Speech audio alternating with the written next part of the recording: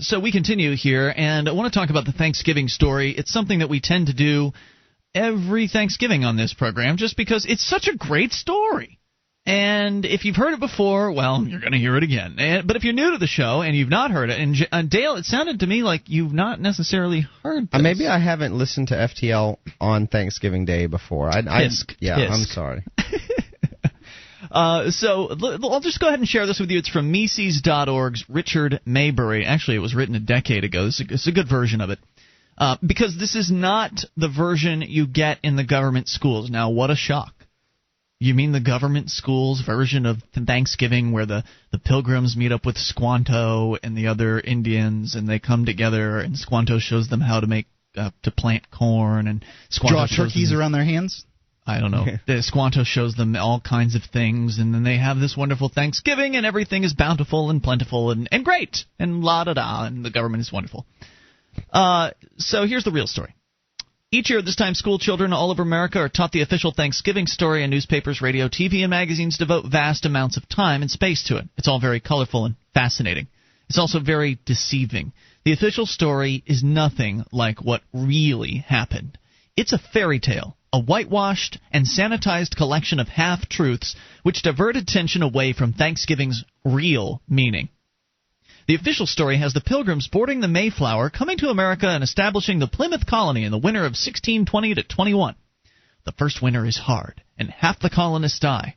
But their survivors are hard-working and tenacious, and they learn new farming techniques from the Indians, Squanto. The harvest of 1621 is bountiful. As a result, the Pilgrims hold a celebration. They give thanks to God. They're grateful for the wonderful new abundant land that He has given them. Now, the official story then has the Pilgrims living more or less happily ever after, each year repeating the first Thanksgiving. Other early colonies also have hard times at first, but they soon prosper and adopt the annual tradition of giving thanks for this prosperous new land called America. The problem with the official story is that the harvest of 1621 wasn't bountiful, nor were the colonists hardworking or tenacious. 1621 was a famine year, and many of the colonists were lazy thieves, like our earlier caller. In his History of Plymouth Plantation, the governor of the colony, William Bradford, reported that the colonists went hungry for years because they refused to work in the fields. Why work when you can steal things? Why work when somebody else is working over there and you can just take his stuff? It's not his, after all. No one believes in property. He says the colony was riddled with corruption and with confusion and discontent. The crops, can you imagine how confusing and angry confusing it might be, and how angry you might be if someone was just taking the crap that you worked for? You didn't know who they were just taking your stuff? The crops were small. Why would you want to go back to work the next day? And that's why they were starving. The crops were small because much was stolen by night and day before it became scarce, eatable. In the harvest feasts of 1621 and 22, all had their hungry bellies filled, but only briefly. The prevailing condition during those years was not the abundance the official story claims. It was famine and death.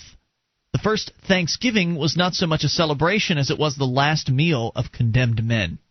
But in subsequent years, something changes. The harvest of 1623 was different. Suddenly, instead of famine, now God gave them plenty, wrote Bradford. And the face of things was changed, he said, to the rejoicing of the hearts of many, for which they bless God. Thereafter, he wrote, any general want or famine hath not been amongst them since to this day. Big change. In fact, in 1624, so much food was produced that the colonists were able to begin exporting corn. What happened? Clearly a huge change, right? Did the thieves just decide to up and go away and everything just got wonderful again? Well, after the poor harvest of 1622, writes Bradford, they began to think about how they might raise as much corn as they could and obtain a better crop. They began to question their form of economic organization. And this had required that all profits and benefits that are got by trade, working, fishing, or any other means were to be placed in the common stock of the colony, and that all such persons as are of this colony are to have their meat, drink, apparel, and all provisions out of the common stock. A person was to put into the common stock all that he could and take out only what he needed. Does that sound familiar to anyone? Communism. Yes.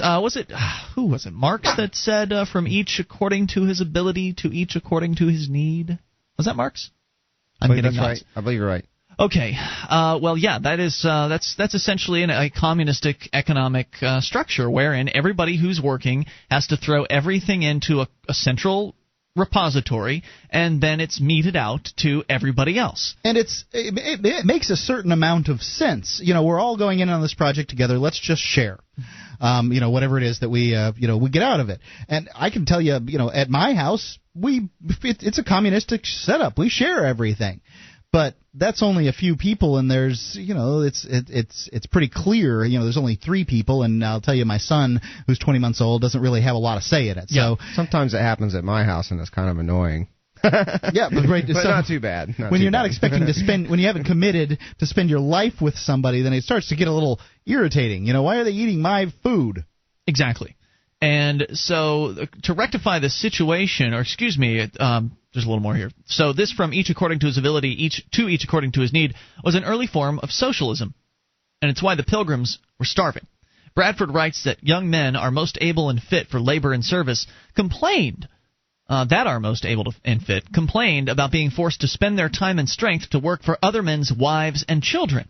Also, the strong, or man of parts, has no more in division of victuals and clothes than he that was weak. So the young and strong refused to work, and the total amount of food produced was never adequate. See, it'd be nice for the communists to have people's human nature change, and that, or even their calorie, need.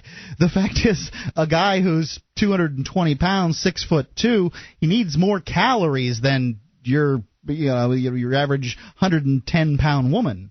Yeah, but you could still say that, well, if everybody would change their human nature and that they would just start giving of themselves endlessly until everyone else is satiated, then everything would be fine. But unfortunately, when you deal with really the nature of hunger, I think when you deal with reality, the lack of respect for property, I think, it really fails to acknowledge where abundance comes from. I mean, that's what it comes down to, is when someone says that, there's all these houses here, why can't we just move into them, people who need them?